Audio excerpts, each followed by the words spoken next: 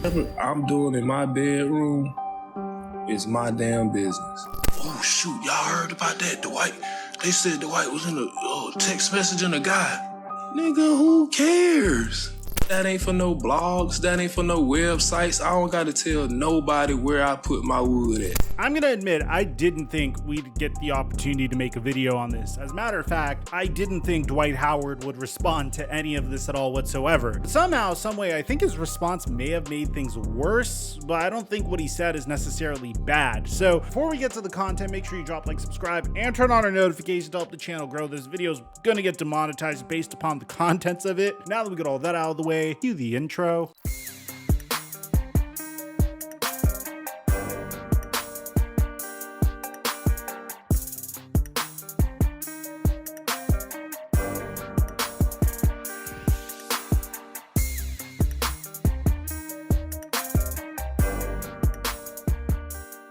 Leading up to the season, I spammed predictions at you guys consistently. Michael Porter Jr. needed over 5.5 rebounds in his season debut. Tyreek Hill just needed a touchdown, and Steph Curry just needed 1 point. Shout out to those that tailed. For those of you guys that were able to make money, we're giving away our picks for free all season long for the NBA and NFL on my Instagram at TheFlightMike. And right now, when you use promo code microphone on PrizePicks, they'll match your deposit up until $100. Thank you, PrizePicks, for the sponsor.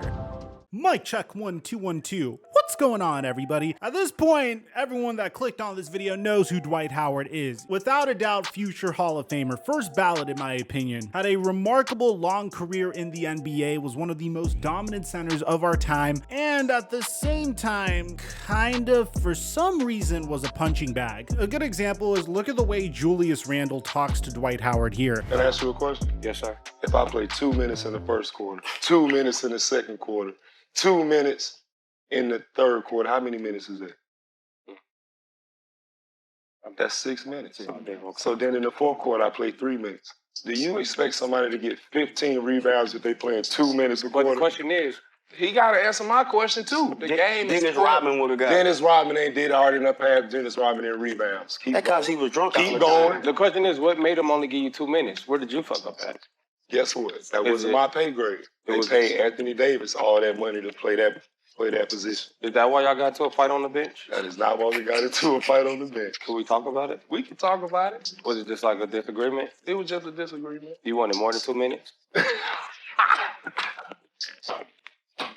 Hell yeah, I wanted more than 2 minutes, but I wasn't finna fight him for that. That wasn't why we was brotherly love. And I know this is supposed to be comical, but to give you an idea, you wouldn't talk to a player like LeBron James that way, or Shaquille O'Neal that way, or a player that comes with Dwight Howard's stature. You wouldn't really talk to him that way, but throughout his career, Dwight Howard has cultivated this personality for himself that is quite humorous, not taking things too seriously, and relatively lighthearted. At the same time, there were rumors about which way Dwight Howard swung. Don't get me wrong, the story that I'm about to tell you guys is a little shocking to me, but personally, it doesn't really matter which way you swing whenever I'm watching you play basketball. With that being said, back in July, there was a text message exchange between Dwight Howard and a man by the name of Stephen Harper, who claimed that in these text messages, Dwight Howard pressured him into having a three-way with a man that was dressed as a woman. Now, when I first saw this, I ignored it because I felt like it just went along with all the other crazy accusations and allegations about Dwight Howard. And of course, we did see text messages and they were a little bit extreme. I mean,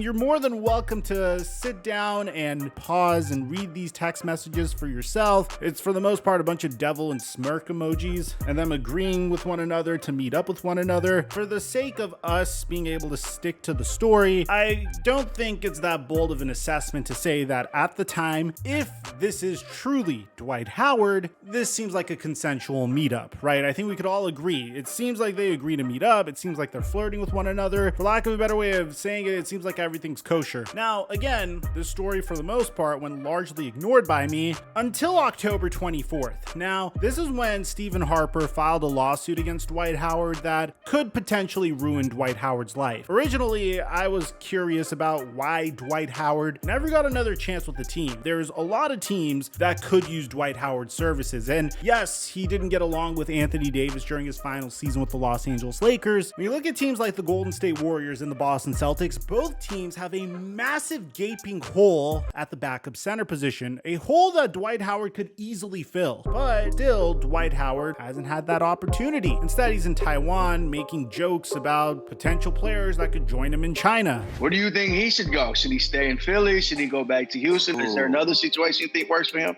Man, I really thought that him and Embiid were going to work great together in Philly. I think going back to Houston would be awesome.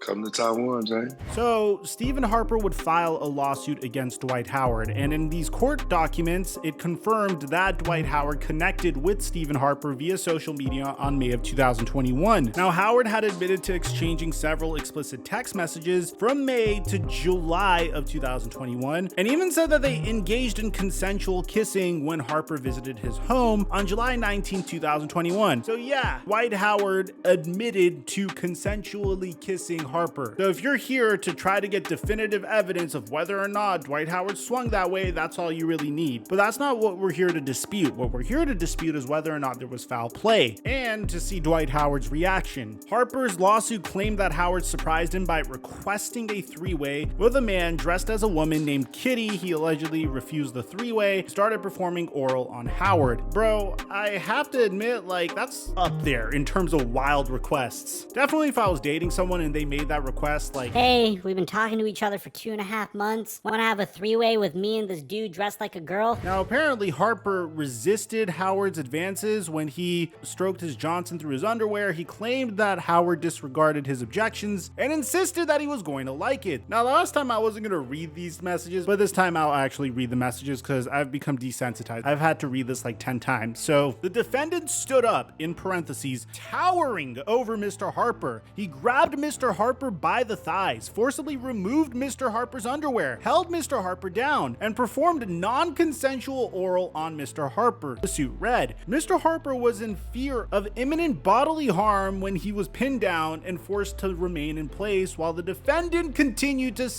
assault him. And don't get me wrong, Dwight Howard is a very strong dude. He definitely has the capability of holding a human being down and performing non-consensual anything on someone. It just sounds weird. Non-consensual oral, especially when you read the next paragraph when Harper claims that Howard stopped the act when he realized that he wasn't enjoying it. Afterward, Howard directed Harper to his bed where he and Kitty engaged in acts. And this is where it just sounds kind of wild to me. It's like, according to the lawsuit, Howard forced Harper into oral and then he arranged for Kitty to drive him home. So I don't know if this is the initial oral or if this is an additional incident where I guess Howard forced Mr. Harper to give him oral. I'm gonna go by the first take, and if that's the case, it makes the lawsuit sound a little interesting. At the end of the day, if you're here to determine whether or not Dwight Howard swings that way, well, at the very end, Dwight Howard acknowledged that Kitty was a man dressed as a woman and claimed that the touching was consensual. So Dwight Howard claimed that the incident happened. That's not what we're here to discuss. The lawsuit is whether or not it was consensual. Regardless, the filing of the lawsuit definitely changed Dwight Howard's perception in the NBA a little bit. And again, I'm not one of those people that is going to attack a man for doing what he wants to do in his personal life. So long if it's consensual, if you want to get with dudes, get with dudes. It's not my business. And Dwight Howard is handling this in the most Dwight Howard fashion possible. I mean, initially he posted this video of him saying how they want me to respond to the haters online. And to be honest, I think this is a hilarious way to handle this situation and probably the most Dwight Howard post I think I've ever seen. I mean, he hasn't changed one bit. He's just the king of making a gigantic joke out of situations that people would freak out over or are relatively serious. I mean, any man in Dwight Howard's shoes typically would freak out about this personal information getting out, and to be honest, I think he's handling it quite well. He even went on Instagram Live to discuss it even further. Y'all can stop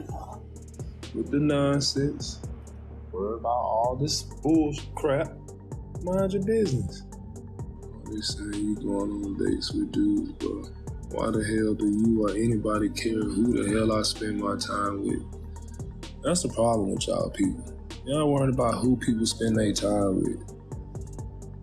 Whatever I'm doing in my bedroom is my damn business.